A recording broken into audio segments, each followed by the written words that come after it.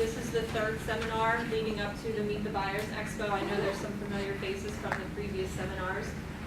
Today we're going to be talking about marketing and preparing yourself for the day of the event. So Wayne Bars with Ben Franklin Technologies is going to go ahead and get us started. Thank you. Great. Well, that was great. Good afternoon, everybody. Welcome to Tech Ventures. As Kim said, my name is Wayne Bars.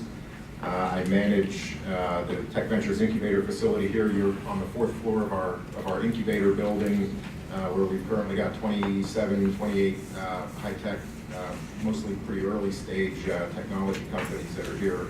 And what Ben Franklin does is we provide a lot of mentoring and advice and connections to outside resources to help them in all aspects of the business as they're getting started, whether it's additional management team members, helping to raise capital, and certainly helping them with their sales and marketing strategies. If there's something that most of our companies are missing, it is that sales aspect of it. If you've never noticed, they don't seem to teach sales in school. You can go get an MBA and spend a lot of time getting an MBA, and there is nothing about sales, right? And yet, on our side of it, when we're trying to help these companies build their business, there is nothing more important than sales. Most of my clients are highly technically competent. They're PhDs in whatever their topic is, and they're extremely bright, but they don't know how to interact with people. And that's a problem, because they can have the most elegant solution in the world and not be able to communicate that to the people that might actually pay them for it. And so we spend a lot of time not only on how do you present these, how do you present your technology and your solution to clients, but also managing the process of sales. I think, is there going to be a workshop after the expo about how to manage, or sometime before the expo yet? Before the expo, we're looking at doing something about what to do next. What to do next. So many of my clients will go to a trade conference, and they will come back and they will stand in my office and they will show me the stack of business cards that they collected and how great it was, and I couldn't get out of the booth, and we just didn't have any time to ourselves. And then yet a couple of weeks later we'll ask, what kind of follow-up have you done? Well, I made some phone calls. You had 300 business cards, right? There's got to be a follow-through, a systematic, methodical approach to following up with those clients or potential clients. I guess they're suspects at that point. But and some of that is cutting them off, right, and deciding that they're not part of your sales channel. So just a couple of quick points, that we usually talk to our clients about when you get there. These are pretty basic things. Try to know who is going to be there as much as you can. Know the person who's going to be on the other side of the table. Certainly have a sense of the companies that are going to be there. Understand at least some basic things about them. What kinds of markets do they serve? Are they a giant company or a small company? If you can't get any more real details about the purchasing director's name ahead of time and how many kids they have, I guess that we'll leave that to the NSA to drill into that, right? Yeah. But try to understand who it is you're selling to, whether it's at the trade conference or anytime you're going out on a sales call. Try to understand a little bit about that company, and then listen. One of the advisors that we've used was a chemical engineer at Air Products for 20 years, and he gradually moved over to sales. And one of the things that he taught a lot of our clients is that do not go in and try to sell your product on the first sales pitch, right? Go in and have a quick 2-minute pitch on who you are, and I mean 2 minutes. I don't mean 9 minutes. That seems really fast to you. I mean 120 seconds, very high level of what you do. So I'm, Joe Smith from XYZ marketing and sales communication business, and we serve the greater Lehigh Valley. Do you have any marketing and communication problems? Now you engage that customer in a conversation and listen to their problems. Don't ram your product down their throat. Solve their problem, right? And you can only do that if you're listening and understanding the problem. Mike will probably talk a little bit about having a professional website. It is an inbound world anymore, right? So many of my clients, it is an inbound world. You raise some awareness out there, but then no matter who your client is, everybody on the planet knows how to use Google, right? And they're going to sneak off at night and they're going to Google you, right? And they're going to Google around and try to find find potential suppliers of their stuff. And if you do not have an effective, professional, well-written website up there for them to find, look, it's your own experience, right? How many times have you hit some crappy website and you're gone in a heartbeat, right? So it's the same thing for your potential customers. Have a LinkedIn profile. That would be the other piece of advice. Keep it updated, keep it fresh, add content to it on you personally. Maybe you've got a business website, a business LinkedIn site. I don't know what these guys would tell you about that. It's probably important to have it, but certainly have a professional LinkedIn website. Okay, I'm going to stop talking and pass it on down the line. I need one of these for the office. That's all I can say. The voice of Mike is speaking to you. That'd be sweet. I'm going to give you some thoughts from a marketing communication standpoint. My name is Mike Dravenstadt, and I run Spark. We're an advertising PR firm right down the hill and over the river. We generally work with larger companies, people like PPL, Vibron, and Martin Guitar, but I have a special affinity for small businesses. I've always said when I retire, I'm not going to retire, I'm just going to help small business owners do their thing. That's my goal in 15 years when I can make enough money to do that. I don't do a lot of dealing with purchasing people, even though we do sell ourselves, but I do have a hit list of things that you probably want to consider that I think are really essential. And Wayne mentioned some of these. You want a business card. And it's not something that you get off your printer tone or off a laser printer. Go to even a quick printer and just get 100 or 250 good quality business cards on a decent stock. I just went by Minuteman on 18th Street, down our neighborhood, right? They have a sign up, 100 business cards for $50, or you can get some online relatively inexpensively. It's so much better than getting the ones off your inkjet printer that have a little perforation evidence around the side. It doesn't look good. A professional printer will cut those and die cut them for you and make them nice and neat. Also have a professional looking flyer or brochure, ideally color rather than black and white. Make sure it doesn't look like it came off a photocopier. And again, a quick printer can help you with that. Put on a nice stock. And I also recommend having no clip art. Clip art is free. It looks cheap. It looks like my daughter, who's 15, might have used it. It just doesn't give the right image. And also, where you can, use pictures instead of words. And it's better to use one high-quality picture than 5 that stink. So, and this is tough for me to say. I was a journalism major. I've always thought in terms of words. And it took me 15 years to think in terms of pictures. So if you're in landscaping, or I was talking to Donna before, Donna's in the glass business, and you could very easily put together 300 words of what you do. It's going to be a lot more effective if you show 20 pictures. And most people don't think visually, but they've been taught from first grade all the way through college to write essays and write everything out. But think visually, especially now, it's a visual world. Other things that you should think about, if you're early on in your business, think about your name. How many restaurants or businesses have the name of where they're located in them? Allentown Landscaping, Whitehall Family Restaurant. What does that do for you?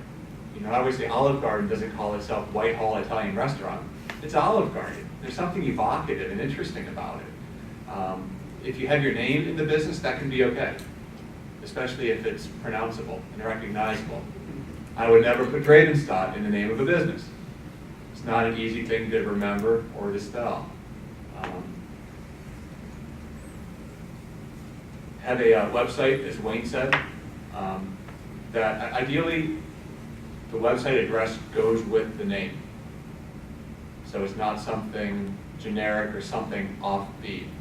If you're a landscaping company, I'm going to use this a couple times, it's not, wemow4you.com, okay, with the number 4, because people don't know if it's for, F-O-R, or the number 4.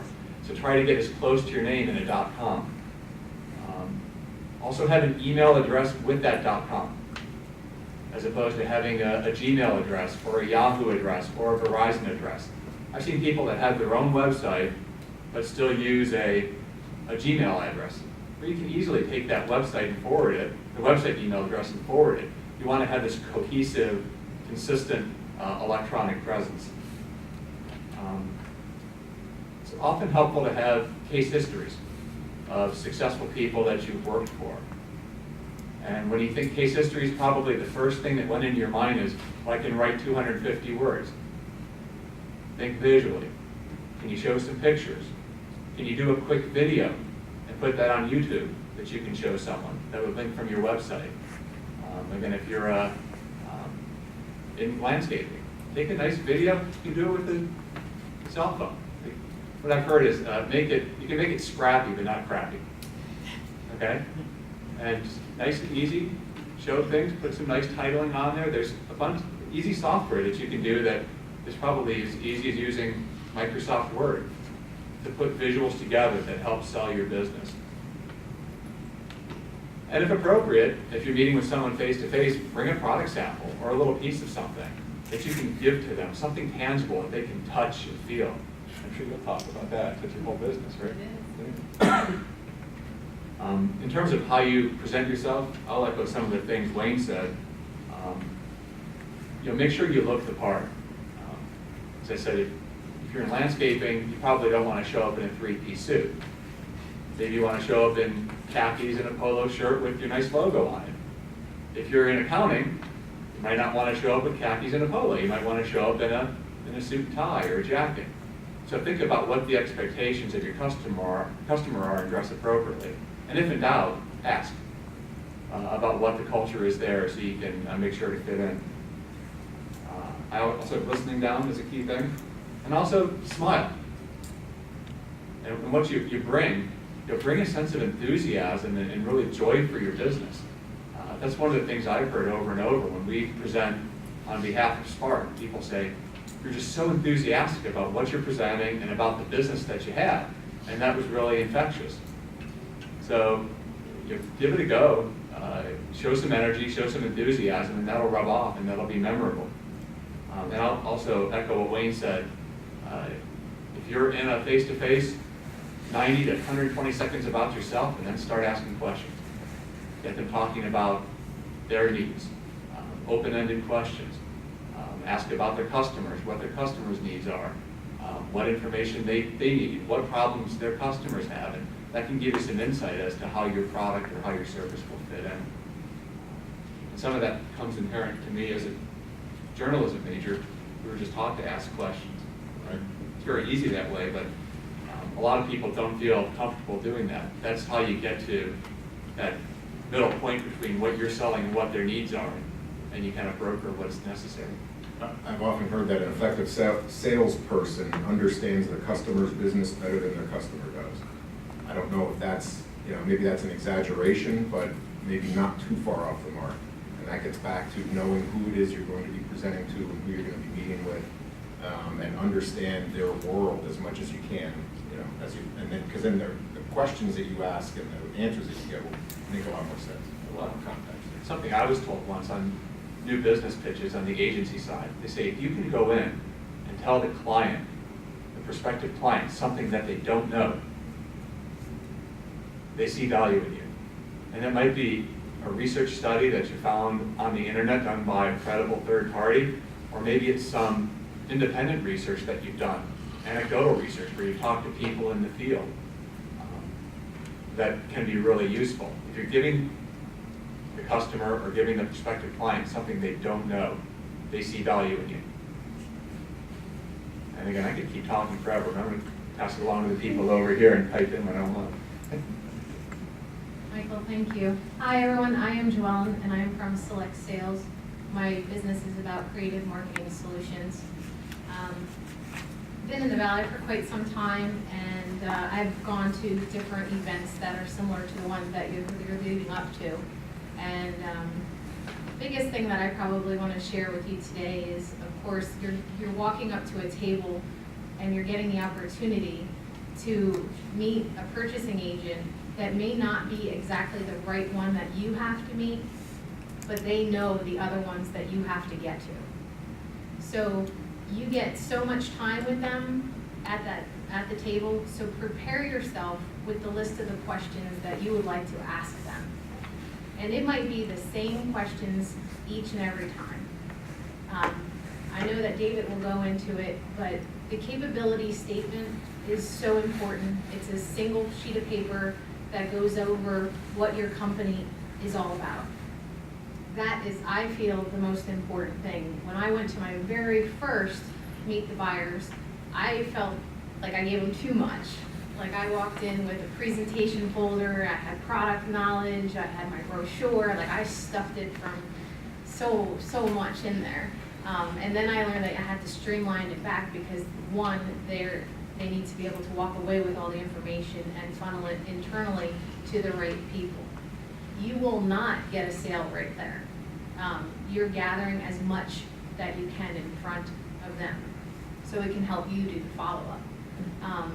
So I say prepare, really prepare yourself with the top 5 questions that you want to understand about that larger company, and then from there, take that and work it afterwards. You're just gathering. And be who you are. I mean, I think in general, we all know what professional attire looks like and all that great stuff, but come in with your own personality type and represent your company to what you naturally are. Don't expect to walk in and be robotic and I can do it all for you. We all cannot do it all. So know what you specialize in and stick with it, because that's what they're looking for. They're looking for certain businesses that can provide certain services to help them, or they're trying to expand the people that they're currently using and have another person in their, as I call it, their briefcase to go to. And Can I add something that makes you look good? In that capability statement, and you really have to think about this, what makes you different or what makes you unique in the eyes of that buyer? And I mentioned Joellen because Joellen actually met with me 2 or 3 months ago. And there are thousands of people who do what she does in terms of premium items, in terms of getting your logo on things, in terms of finding the right thing. She said, what I really specialize in is coming up with the creative idea. It's taking something and giving it an interesting twist, or doing something that's not necessarily conventional. Yeah, I can do t-shirts, I can do pens, I can do all those things, and then she proceeded to show me what makes her different.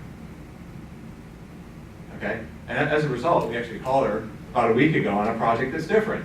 I mean, we're handling the creative side of it, but in terms of implementation, she understood what we were doing and she's able to offer some thinking and some guidance, but she offered that as something different. She didn't just come to us and say, I can take care of your logoed and your imprinted items anytime. I can call a lot of people for that. She gave me a hook, gave me something different. And then once she's in the door, she can sell me on t-shirts and everything else. But that's really important. And in marketing, we call it the unique selling proposition, or if you read Seth Godin, he called it Purple Cow. It's something that's unique and memorable about your business that people can take away that says, these people are different from all the other people I'm going to meet today. Good point, thank you. I personally actually work with several purchasing agents. I don't get a chance to actually talk to them. Everything is done electronically today, from the Sands Casino to PPL.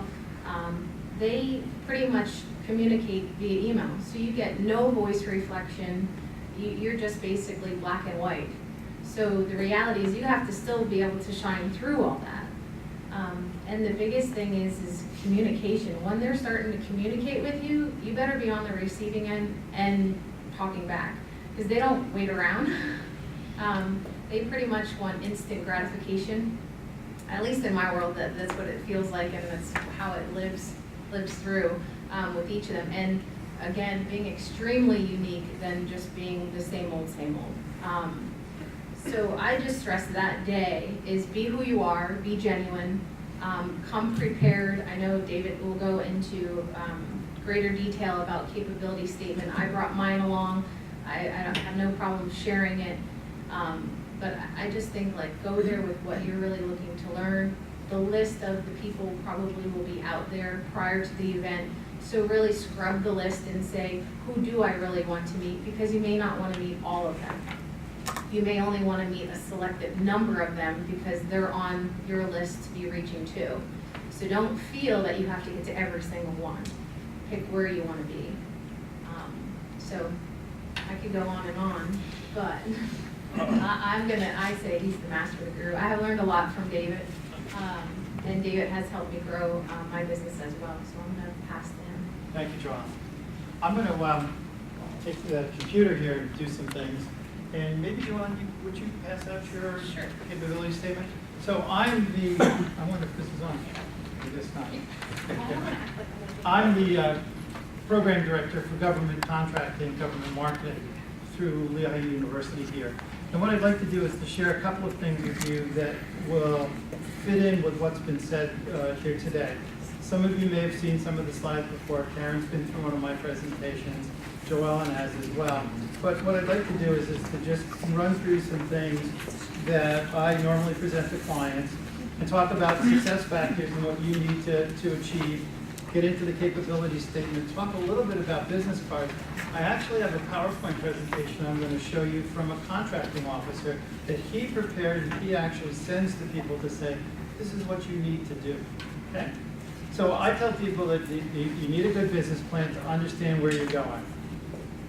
Contracting officers on the government side like businesses to have a couple of years of experience, but it doesn't necessarily have to be in your current business. It can be related experience to your job history. They want you to have capable computer systems. By the way, this slide deck's available. I'll send it to anyone who wants it after the presentation. Just need to give me your email address. Believe it or not, in government contracting, QuickBooks, which everybody likes to use, is not capable of being used in government contracting. You need to use QuickBooks Pro or Premier because you need to be able to do some job costing. Okay, you need financial stability. The government says, we'd like you to have financial stability. That doesn't mean profits. It means that your results are consistent. A startup business is expected that it's going to have a period where it's going to be losing money before it starts generating enough revenue to cover its expenses. They're looking for a good customer mix. The government says it doesn't want to be more than 20% of your business, but I'll tell you that's not true. Okay, and the government now, and probably a lot of the businesses in this area, want to pay you via credit card. As a matter of fact, under $25,000 in the federal system, that's the only way you'll get paid. So you have to have the ability to accept ACH transfers at your bank. Okay? So the government's different. I'm not going to go through this. There are different sets of rules in dealing with federal contractors. And some of the reason why I'm telling you this is because at Meet the Buyers, we're hoping to have a whole set of government contracting people. Believe it or not, here in the Valley, there are a number of contracting officers that serve Tobyhanna, that serve Coatesville, that serve, believe it or not, down in Philly. There are buyers in Allentown who commute every day back and forth. And we're trying to get some of those people in here to participate in the event. So there are different rules. FAR stands for Federal Acquisition Regulations. It's a 2,200-page book. Bring it to the bathroom, you'll fall asleep. Pennsylvania has its own system. It's called codes, and those are special rules and regulations that Pennsylvania goes on. So I tell people to make sure that they're prepared for government contracting. And one of the things that we talk about regularly with the clients that we work with is to, as Michael said, do you have a Hotmail address? Are you using Gmail? You know, what kind of presence do you have externally to the marketplace? Do you have a website? And one of the most important things I tell people is they should have their capability statement on their website that is downloadable and printable. Because it is your business resume. It is what people will see. Okay. So questions about size, you know, can you handle large orders? If you get a large order, are you going to sacrifice business with your other customers? And can you handle the rules and regulations that govern contracting with the states or the feds? To echo what everybody says, the majority of what you need to know is on the web. Smart questions will differentiate you. Silly questions will hurt you. It's that simple. You build credibility by asking smart questions, and if you can't find it on the web, that's a good way to make an introduction to a buyer. But generally speaking, almost everything you need to know about contracting with the state or the federal system is available online. Okay, there's going to be another session coming up. We're going to be talking about registering for government contracting. The system that the government uses now is called SAM. Karen knows this well. All right, SAM stands for System for Award Management. It is the government's portal for all vendors. Every vendor that deals with the federal government needs to be registered there. Pennsylvania has its own system. These are all hot links, so if I send you the package, you can just click on them and click through to where you need to go. By the way, SAM, if you go in and do it by yourself, it can take you almost a half a day. How long, Karen? Oh, forever. Yeah, it could take you forever. I had to go back to your office. A couple of times, I think. There's ways to answer a lot of the questions and speed through it. The fastest I've done one is an hour and a half. I got it done because everything matched up. It's got to match your DUNS number. Does anyone here know what a DUNS number is? Does everybody know what it is? Okay, good. Does anybody not know what a DUNS number is? Okay.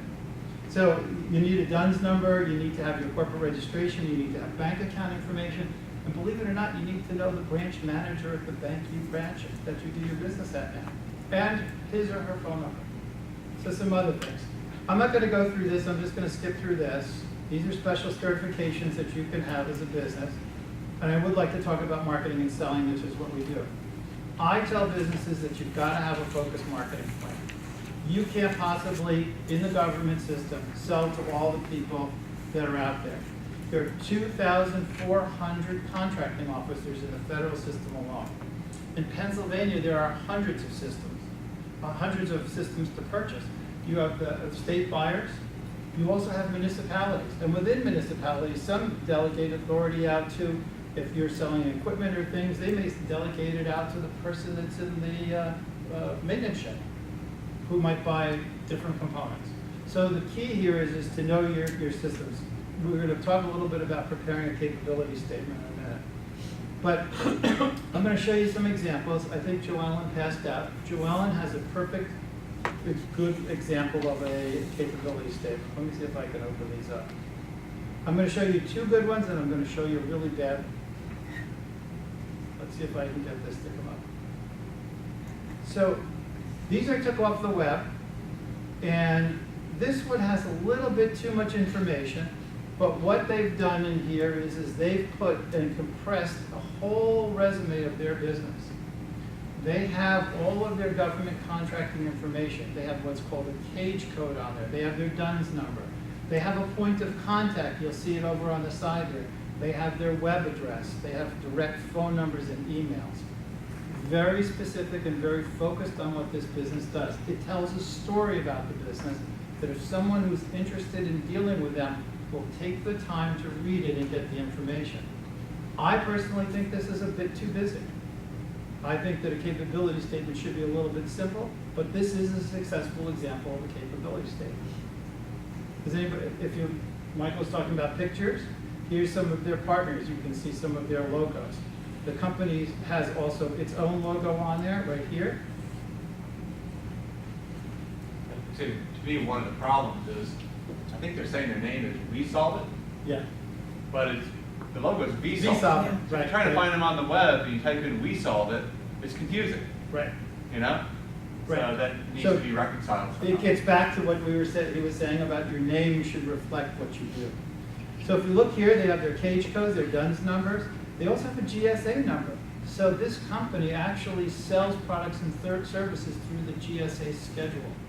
Think of the GSA schedule as like the Amazon.com on steroids. There's over, I forget how many products selling, maybe like 100 million products on it, believe it or not. Pennsylvania has its equivalent. You should be all familiar with this. Have you ever heard of CoStars? CoStars is the cooperative buying agreement that Pennsylvania sets up to give preferred vendors businesses. How does it work? You negotiate a contract with set discounts. Once you get the agreement and set that up, the local fire company down the road can buy from it and get your discount. The ambulance company can too. The municipality can. Believe it or not, your church can. Whatever nonprofits are using it as well. It's turned into a very, very big resource and strong financial avenue for small businesses to sell through. Here's another one of these. Let's see if I can pull this one up. This one I like a little bit better. Why? It's a little bit simpler. If you look here, there's something that I didn't mention on the other one. They have NAICS codes and FSCs, which are federal supply codes. These are unique numbers. And a buyer who organizes his vendors by NAICS code. Does anybody know what a NAICS code is? I see you frowning. Do you know what you? Yeah, no. Okay, good. So if you have NAICS codes and you know what they are, they should go on your capability statement. Those describe what your business does. And a lot of contracting officers and buyers, even corporate buyers, will use those to organize their vendors. Okay. So here's the NAICS code right here. 6-digit number, and it's used to differentiate or describe what your product line is. This, in this case, is non-woven fabric mills and medical supplies. Again, they have their cage code, their DUNS number, products codes. They put their EIN in there. I recommend you don't do that. EIN is, particularly if you're a sole proprietor, you don't want it because it's your social security number. Okay? So here's a bad one. You ready? Let's see if I can get this to open up. Oh, you see this one? This one's a good one. Yes, yeah. Let me see if I can get it to open here. So, this is, let me see if I can get this to go. Let's see here, how do I get rid of that window? You may not be able to do it. Okay, this is for a large company. You read in the first line that it's 84 lumber, but you've got to read through a whole bunch of content to find out what this is about. It talks about, believe it or not, this is a woman-owned business. They have special status. They talk about the fact that they're in 32 states, but you have to read through this and fish through this whole document to find it. And get ready for the ultimate insult. Ready? Look at their email address. Government sales at 84 lumber. Boy, that's personal. So I want to do a large order, so I'm going to send an email to government sales at 84 lumber. I don't think so. And they have a phone number, but no contact. So impersonal. They're really missing. Yes, Ms. Hannah. The SBA tells people to use government sales at their business as the Right, email. right. So you sort of caught in between there. Right. I recommend you don't. Okay? Very strongly I recommend that you don't. All right? So you don't see their NAICS codes here. You have to really go into this document to see what it's about. I will say it's they don't get a grade of 84. To me, they get a grade of 0. All right? This is a really poor example. Okay? So let me just get back to this and talk a little bit more about the marketing side. So we talked a little bit, to paraphrase some of the things that were discussed here. We talk about defining your market and conducting market research. As I mentioned, there are 2,400 buyers in the federal system. You can't possibly reach them. If you sold something that was specific to police departments, there are 18,000 police departments in the United States. You can't possibly sell to them. So you need to figure out a way to reach individual buyers. Okay. These are, So you got to understand the purchasing process. Does anyone know in here why right now is one of the best times to start selling to federal contractors, federal contracting officers? I'll give you a clue. When's the government's fiscal year end? September 30th. So what happens in this fourth quarter? There's open to buy. They either spend it or lose it. It's the time when the most discretionary spending in the federal government occurs. So if you're not in there and doing something or making contact with them, you're missing an opportunity, especially if it's a discretionary item. Because they have that window, and if they have dollars open to buy, you could be marketing and selling to them. Okay? So that's where I say know the process and how they buy. Understand your competition. What's your competition doing? What differentiates you from the competition? How are you reaching out in a different way? How are you adding value to it? Okay? Follow up, follow up, follow up. I'm going to show you this other slide on this as well. And maximize your dollars.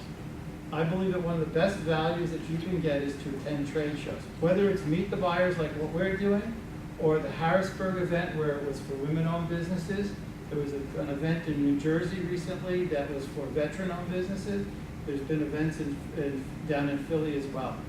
You get, for one trip, you get to meet or the opportunity to see literally possibly hundreds of people that could be interested in your product or lead you to those people, okay?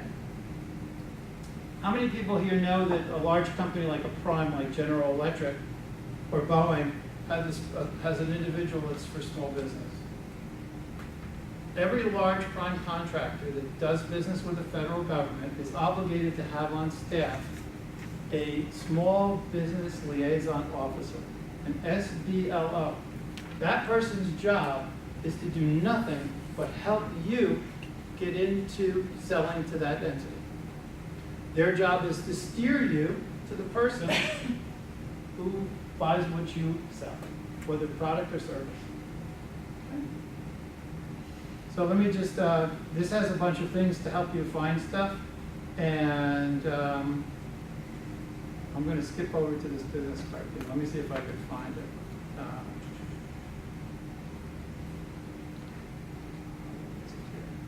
Oh, here it is. So this is a slide deck that was given to me by a federal contracting officer. This person actually, let's see. This person says, there we go. This is what they like on a business card, and I can send this to you too. I will tell you right now that my business card fails this test. Okay? One of the primary things that I tell clients is no shiny surfaces on your business card on the back. You can't have a shiny on the front. Why? Because what do? They write your information down, characteristics about you and what you talked about.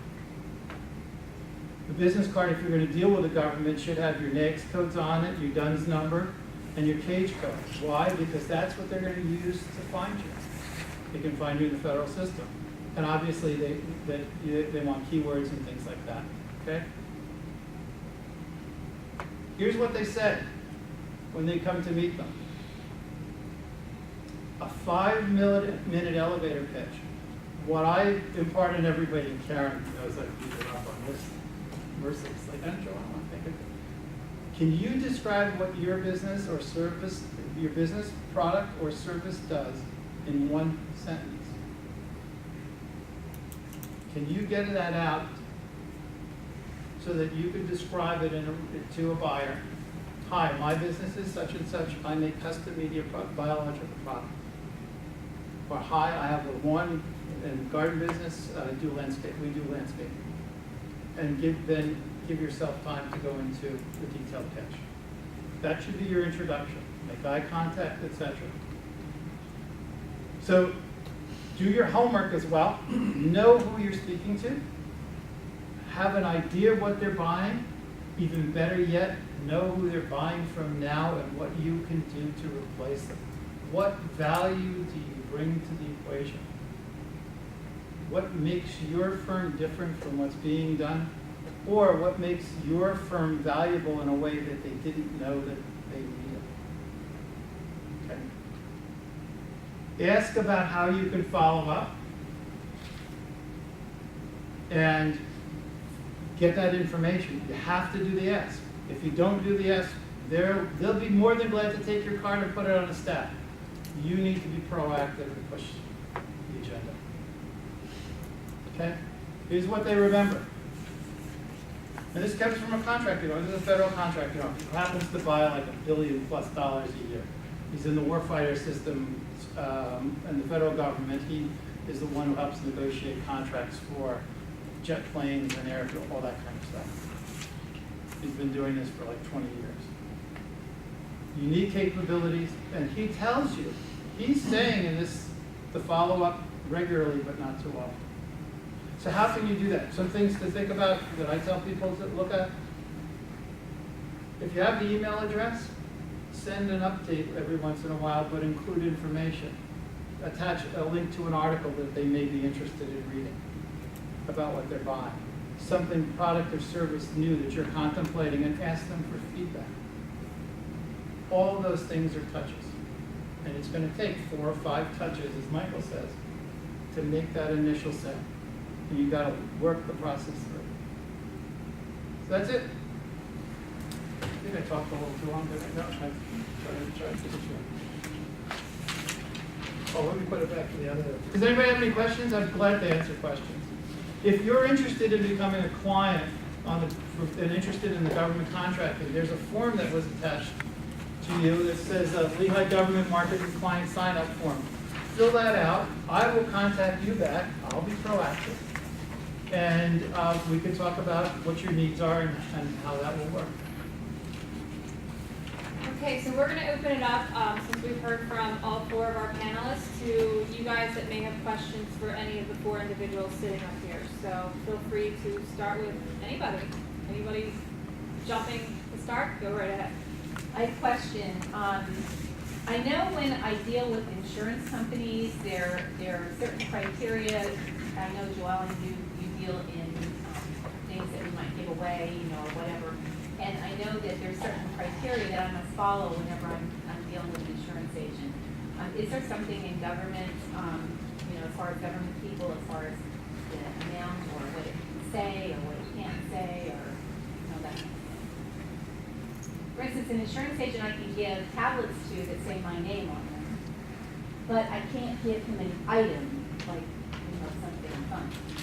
Depending on who, and the question, if everyone didn't hear the question, basically, Donna was asking, is there certain requirements that I should fall under, that I should be, I would think you're talking about the gifting policy.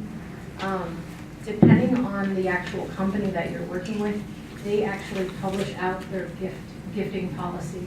So for an example, like if you're working with any of the gaming commission, they have very strict rules on what you can and cannot give, and there's thresholds, and they publish that every year. I personally do not gift at all to anyone that is a purchasing agent. So you would, like, even if it was a T-shirt with your name on it or something, Really sad to say, I do custom and printed products, and I do not give to any of my purchasing agents. Probably the only thing that they would receive, and it's one time a year, would be a calendar and thank you notes. But they do not receive any gifts from me. And the reason is because I don't want to be classified as I'm trying to persuade them to give me more business. I keep it very, very clean.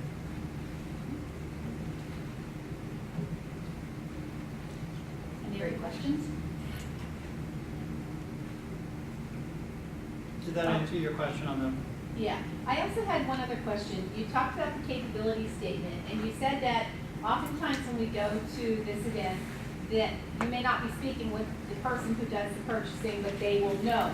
Shall we give them just one capability statement, or maybe have some extras so that they can have one to pass on, or how do you typically deal with that? I think that depends on the circumstances. You can ask the question and share the capability statement with them, but really, if they're not the person, you want to walk away with the name of the person and their email address or phone number.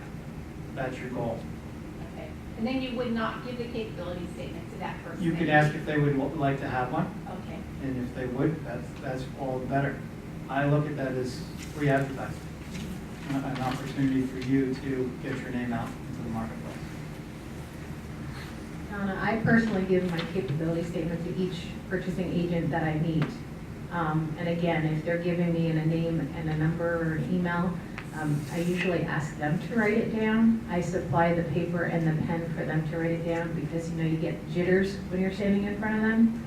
And I ask them, can I use your name because I'm receiving the information from them. And most of them are very receptive to that, but you have to ask if you could use their name. That's an excellent point. My name is Sally Gamblin, and I'm a part of the committee putting the expo together. Kim had to leave, so we're tag teaming here. But let me share with you a little bit about the event itself, because that will help you pull all these pieces together that you've heard. We've mentioned that this is for Lehigh Valley Meet the Buyers. We are hoping to have about 50 or so buyers representing all levels of purchasing, federal, state, local, and private industry. You are going to have a time period from 9 o'clock in the morning till 1 o'clock to meet these folks. But you can't just do a mad rush. There's going to be 15-minute increments that you'll be switching between the buyers that are there. So that means that you'll have an opportunity to meet 16, if you're lucky, 16 buyers in that 9 to 1 time period. So you figure you get there, you know, you make your initial introduction, and then no sooner do you get a few things out and a little bit of conversation, then you'll be moving on to the next. So as they're saying, being extremely prepared for this is very important. The buyers are being told that they're going to have a list on their table in the morning with 15-minute time increments listed on it, 9, 9:15, 9:30, whatever. We're going to open up the doors at 8:30 so that people can come in and go around and sign up for a time slot. So if you don't do that, you're just sort of leaving it up to chance then when the doors open at 9 o'clock.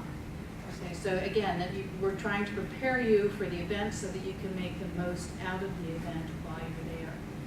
In talking to some of the buyers whose information will be on the website, we're going to start listing it probably by mid-July, so you can start to look at who's coming and begin to map out what it is that you want to do. We're telling the buyers that if they have multiples in their organization, then they're only sending one. Maybe they can bring business cards of the others or whatever to have some literature available for you. When we list the buyer's information, we're going to list also what products and services they traditionally look for when they come to events like this. So you'll have a heads up as you begin to screen what they're looking for. And we are sharing with the buyers that at the conclusion of the event, Joanne's going to help us get a thumb drive, and we're going to have all the registrants on that thumb drive with, hopefully, if you give us your NACE code when you register, we're asking for that, so that all the buyers, regardless of whether or not you got a chance to visit with them, have this resource available once they leave the event that day. Okay, so we're trying to really put a lot of in this to get you the exposure, but as they've said, you know, it's that face-to-face that's really going to be the most important up front.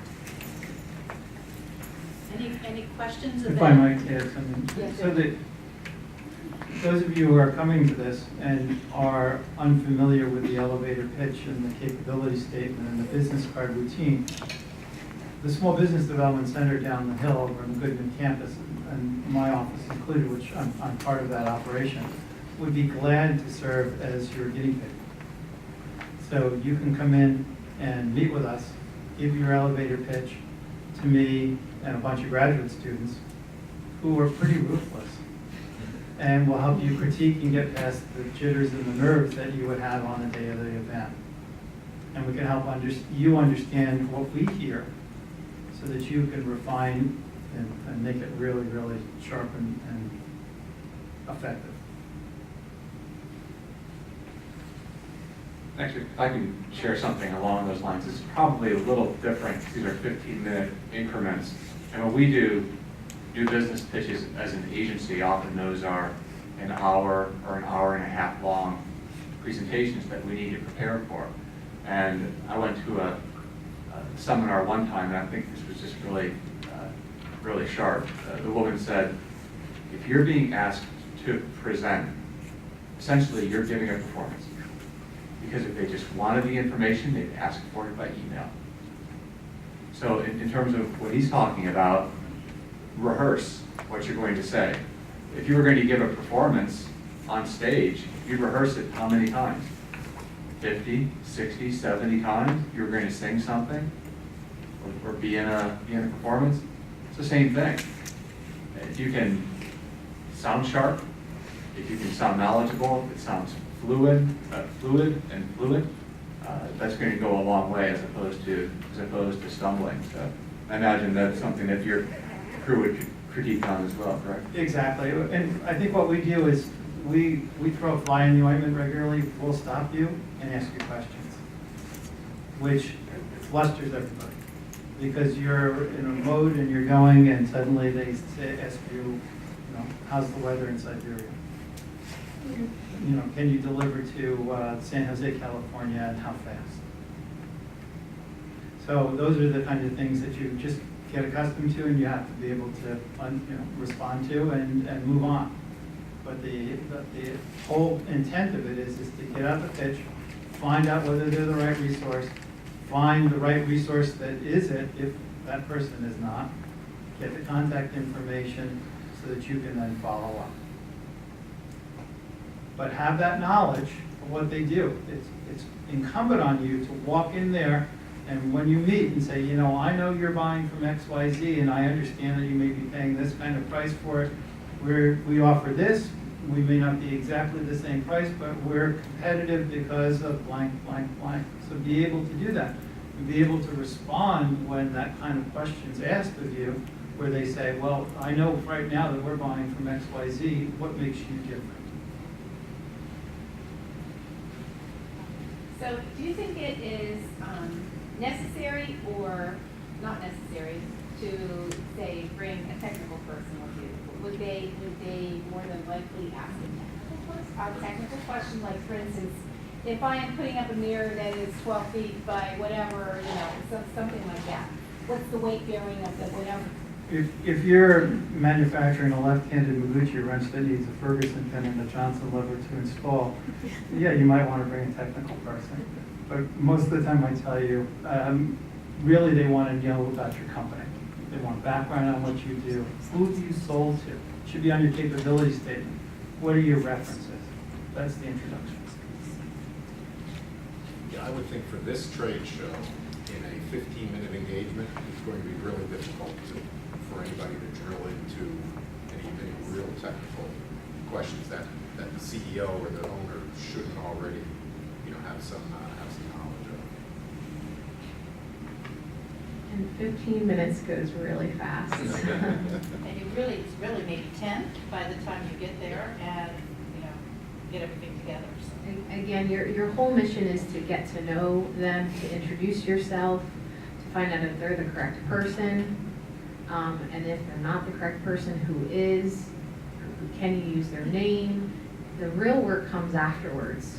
You're not getting anything except information that day. If you do nothing with it, you will get nothing. If you work it in time, you will get something. But your time to actually make the touches to the individual, when we're used to the 7 to 10 time window, you might be looking at 10 to 20 window. Because again, the purchasing agents get flooded by many. And if it is a local purchasing agent you're trying to get to, figure out where they're at and what boards they're on, and get to know them and move yourself around. But if it's someone that's in Pittsburgh and you're trying to get into PNC Bank, well, then you're going to have to do more research and get to know the business and figure out, do you know someone on LinkedIn that possibly knows them? It takes a while. And I remember my first class that I went to about this, they said bank less than 15% of your business efforts towards contracts. It's a small percentage. If you're going to put 100%, and David, correct me if I'm wrong, you're going to be in trouble. So it's a small percentage of your time, but it has to go towards it if you want to reach those people.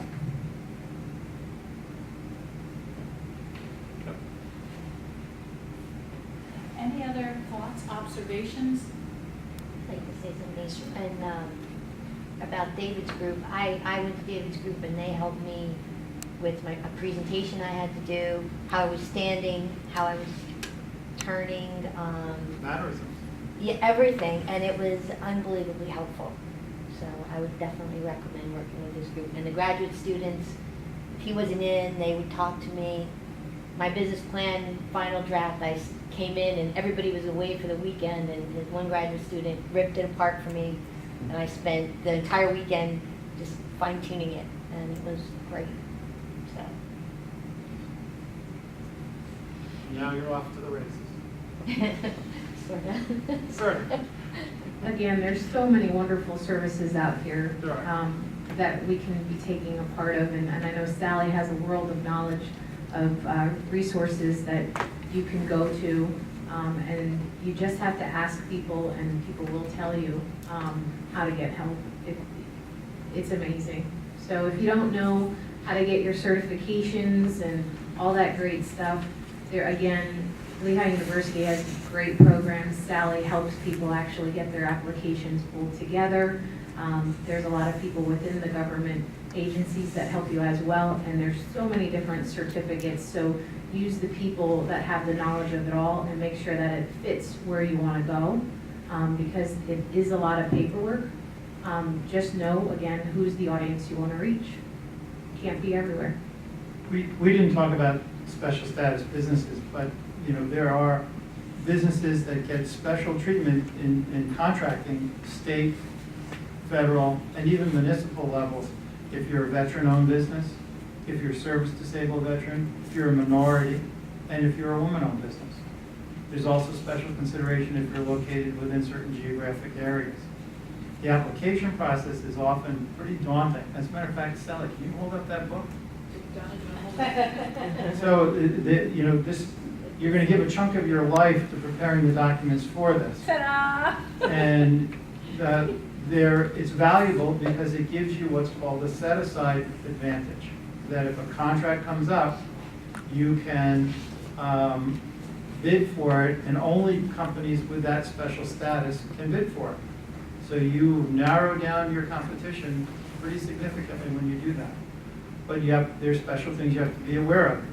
You have to be in control of the company. There are very strict rules and regulations. And perfectly legitimate companies have been thrown out of the program for making silly mistakes.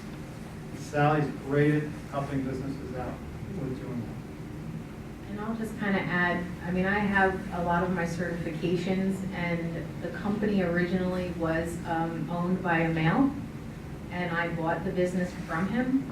So of course, when I'm going for my certifications, it might sound really funny, but they were looking under my armpit to see if there was still a man operating it. So keep yourself organized. Just as she showed you that binder, I have just as many, because when you go through your renewal process, you'll wind up having half that size, but still a good number of that. And they will question things. If you don't have if you're a corporation, make sure your corporation docs are straight. If not, you will put the money into it to get them straight. Just know, keep yourself very organized, because that's what they're going to be looking for. If you can't get through the certification process, why did they want to do business with you? So I've been through the women business one. I've been through the federal, the DBE certification. I've been through the gaming commission. And I could just say the strongest thing is organizational skills. If you're struggling with them now, you might want to start organizing yourself now. And it's just because they'll run very similar information that they want. And including, from how you do your finances. If you're going to sit here and you're thinking, oh boy, I don't even have my QuickBooks set up right. Again, I'm going to challenge you to first get that stuff in order, have a strong accountant. That's important as well. Make sure that you're filing your taxes and you're doing your quarterlies, because all that will matter when they're looking at your company. To add on to what Joellen was saying, the requirements for government contracting. For example, you can't even complete the application to become a vendor if you have outstanding student loans that are past due. Any obligation to the IRS or on a student loan basis would disqualify you from federal contracting or state contracting, for that matter, in a permanent environment. So those are things to be aware of. And a trick question that's asked by contracting officers as you're in the heat of discussion is they'll say, what kind of software are you using? And the answer can't be QuickBooks. It's got to be QuickBooks Pro or Premier, because they'll say, well, you can't do contracting until you get on Pro or Premier, or a much more expensive product, which is Deltek. So just some tips to be prepared for. I think another tip is don't be afraid if you are going for your DBE, which is your disadvantaged business enterprise. They do come out to your site, and even if you are working from your home, they will come to your home. When you talk about the gifting policy, they will only accept water and ice, nothing more. Don't try to give them any more. They're very, very strict. Actually, I probably sweat more during that one than I did through anything else. And they made you pull out things that you would be thinking, why are they doing that? And as long as you're organized, you will get through it. They ask you questions, and it's very interesting because then you have to prove it. So an example I will share would be, they asked me, what equipment did you purchase in the past 2 years? And so of course I knew I purchased computers, so they asked me, how did you make that decision, where you were purchasing and what software and all that great stuff you put on it. So we went through this whole back and forth thing. Well, of course at the end, the great thing that she said is, now go find me the receipt. So I had to be able to then pull out and show that I did purchase that from Best Buy and that it was the computer I was describing. And I thought that was really interesting because she was qualifying me as the decision maker for the company. Same thing for the hiring process. I have employees. She went through and asked questions of how do you make a decision on how you're hiring. And of course I went through my process. My employee wasn't present at the time. She was at lunch. And when she came back, she pulled my employee and asked her, what process did you go through to get hired here? And again, she was checking to make sure that I, as the woman business owner, was the one that was making those decisions. So you can't be afraid to expose yourself on any levels, because they're going to be looking to make sure, especially if you're going for your woman-owned, that you're truly the one that is making those choices.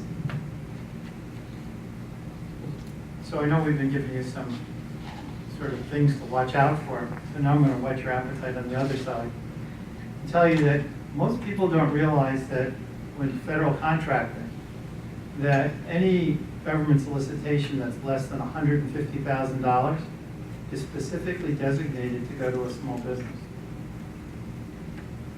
So there's a huge opportunity there. But further, when the contract that they're looking for is less than $25,000, there's no requirement that they post it on the federal BizOps system.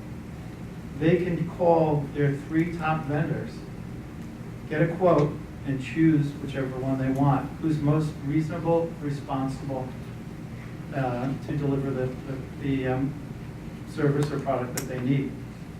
So if you're on their short list, you can be assured that when there's a need for your product or service, you're going to get a call. So, and most people think, well, it's a long, long process. Things can happen very, very quickly. I've owned 2 businesses. Both did government contracting, and I ran another business that did government contracting.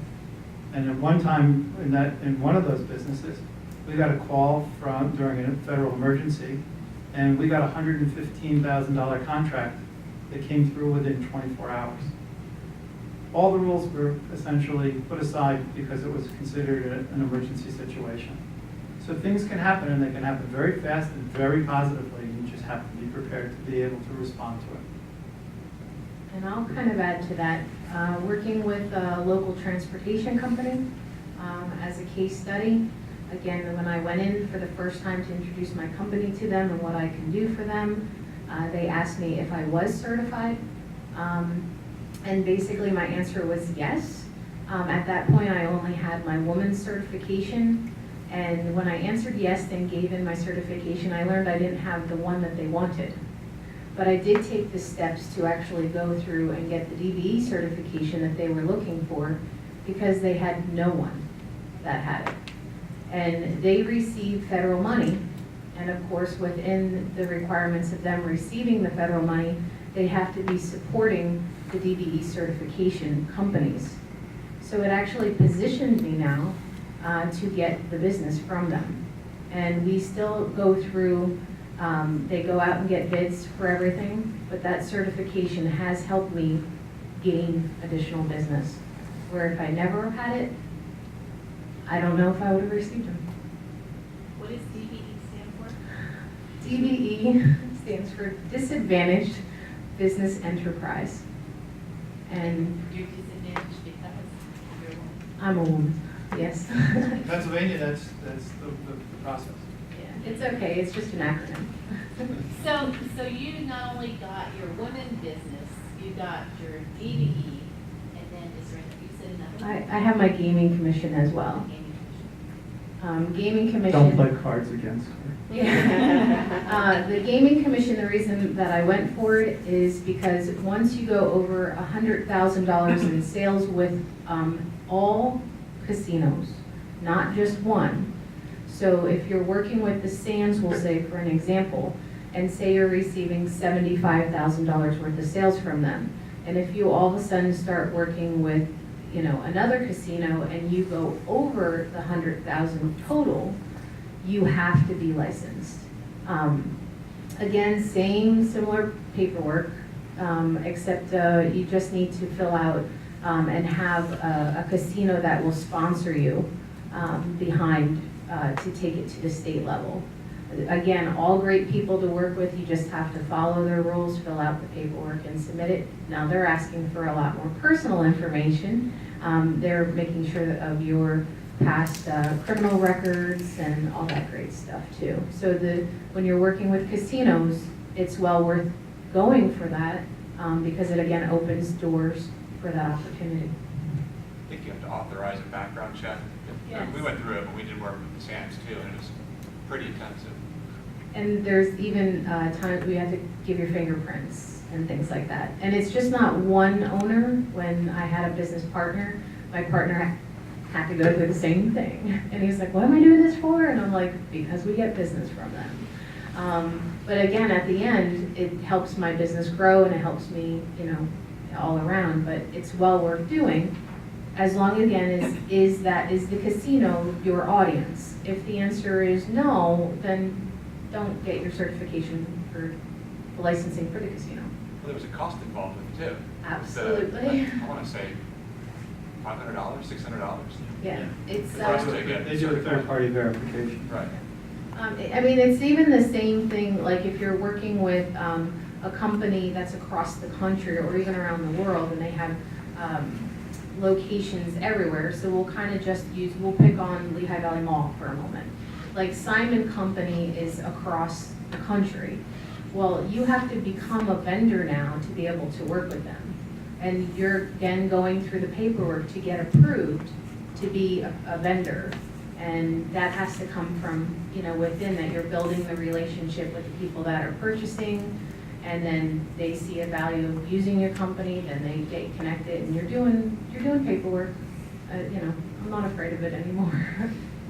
Been there, done that. I've done business with both the Lehigh Valley Mall and the casino, but I have not gotten any kind of certifications. You have to kind of look at it as is how much you're getting from them, the dollar amount, and then how much more that you plan to get from them. So you have to make a decision, is it, again, is your audience there?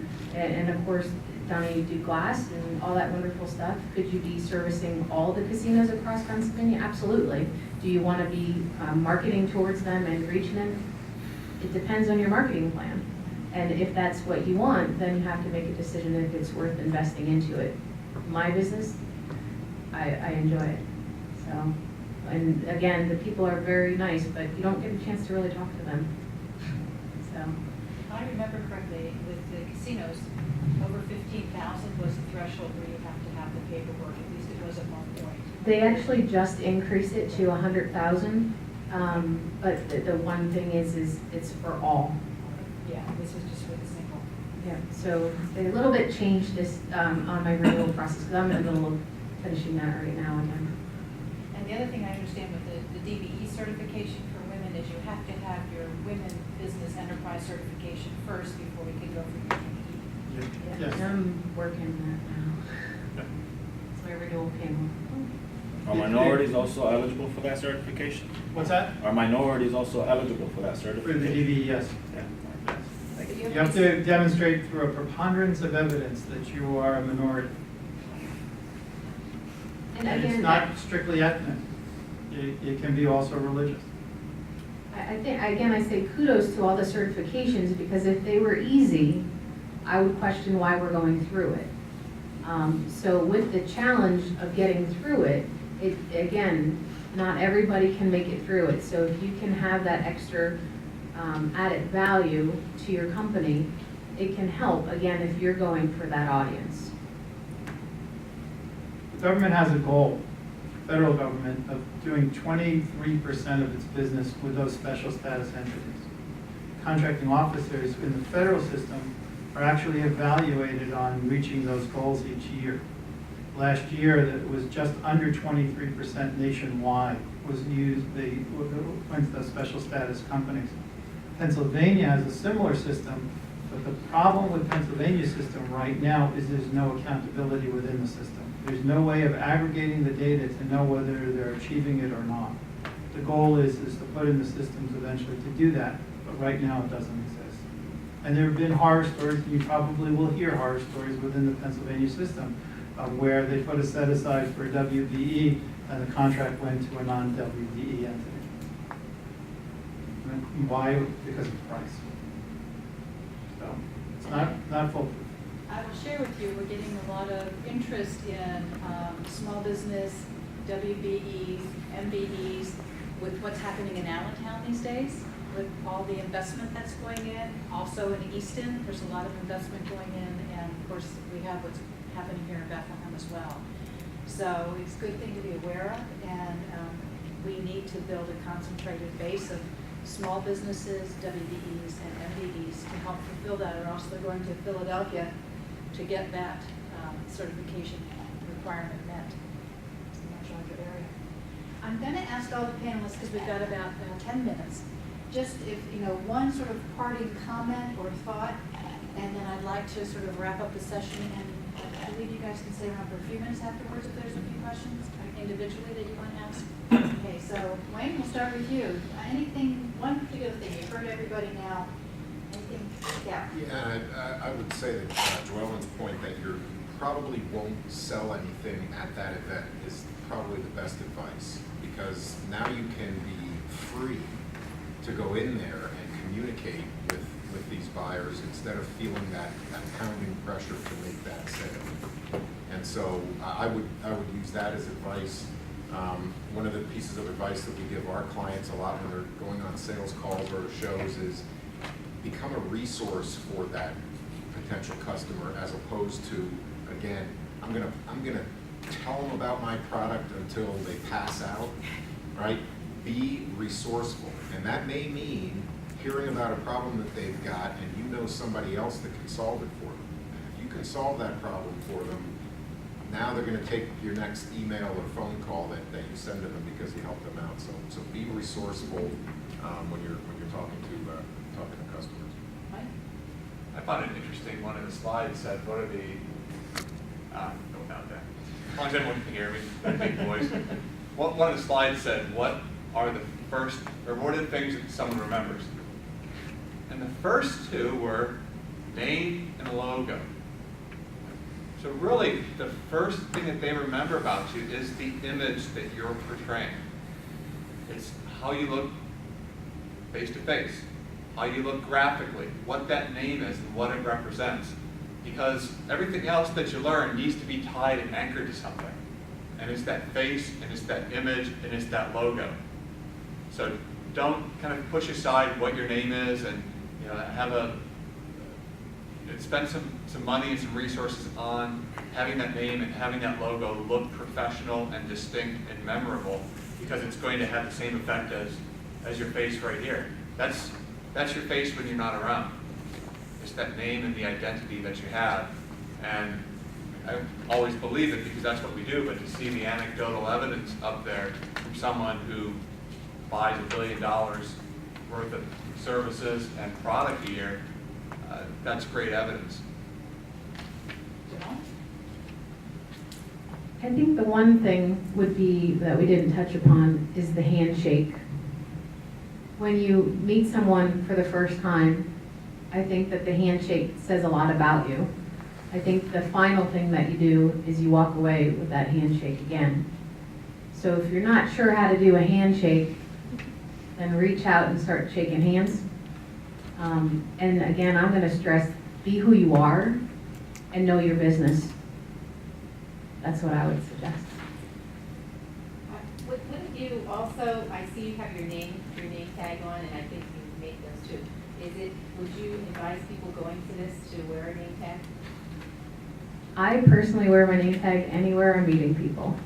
Again, it's part of my branding, it's a part of my company, it's part of what I do. I would say yes. If you don't have one, let me know. I have no ways that you can get one for free, and it's not even my company. So there's many ways that you should just brand. Get yourself branded. Your paperwork brands you. Your voice, everything. We know how important it is to be branding. So I would say that day, if you have one, great. If you don't, I would consider getting one. It's worth the investment. David? Capability statement, business card, handshake, recommendation, bring a stapler, small one, staple your business card to your capability statement so the two are connected. Do your elevator pitch, and then ask, what's the next step? How do I reach the person if you're not the person? You have to do the ask, or else it's all for naught. And then you need to go back, determine your priorities, do the research on who those are. We can help you do that. Find out where the buyers are located, what they do specifically, and then start marketing. Okay. So you heard some of the tips from the experts, and they're telling you what you need to do in order to prepare for an event like Meet the Buyers. But this is good advice for any time that you're out there. And let me also share with you that there's another level of interaction that's going to be occurring at Meet the Buyers, and that's all the other businesses like yourself that will be attending. There's going to be, hopefully, we're aiming for about 300 businesses from around the valley to be in attendance at this event. So there's a great opportunity for you to meet others who potentially could be strategic partners, alliances. Maybe they're in the same business. You can end up doing some teaming. So there's multiple levels of interaction that will be occurring here, and all of this is a great foundation for no matter where you take your business and your brand to going forward. So I want to thank the panel. I really do appreciate your getting here today and being a part of this. David mentioned our next one. We have a sheet that has the green box that has both the upcoming workshops as well as a little sketch of what the day is like on October 22nd, and we hope we see you all there. You also have an evaluation sheet for today. We're keeping track. This is a very unique expo. You don't often find an expo that prepares its registrants to be able to make the most of their day, and so we're trying to evaluate, how is this working? Because we might not offer this again for 2 or 3 years, but we want to make sure we have the right footprint when we do this again. So your input is very much appreciated. And I would like to draw your eye to both the left-hand side, where you see collaboration effort of this event. These workshops, everything going into October 22nd, is because of 12 organizations in this community. And there's a listing there from Ben Franklin, Wayne's a part of it, the SBDC, Joellen's a part of it from LBEDC, I'm a part of it. We're all working together to bring this to you, our small business community. And the logos along the bottom are all of the sponsors that have, put their dollars to support this event so that we can keep it affordable to businesses to attend. And it is a very reasonable one. And I'd like to do a special shout out to Air Products because it's their sponsorship that allows us to offer these workshops free to those that want to attend. So thank you so much for spending the afternoon, this gorgeous afternoon.